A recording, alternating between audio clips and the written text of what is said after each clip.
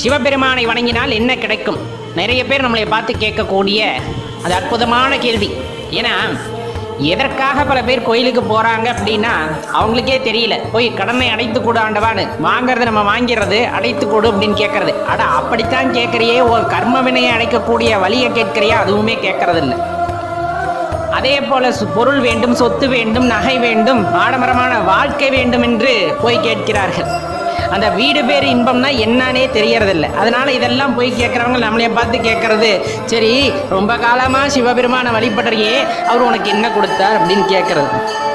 ஐயா நல்லா தெரிஞ்சுக்குங்க ஐயா, என்ன கொடுத்தாருன்னா அப்பா அம்மா இந்த உடலுக்கு வைத்த பெயரை மறக்க செய்தார். அப்பா அம்மா இந்த உடலுக்கு வைத்த பெயரை மறக்க செய்து ஏகாந்த நிலையில் இருக்க செய்தார்.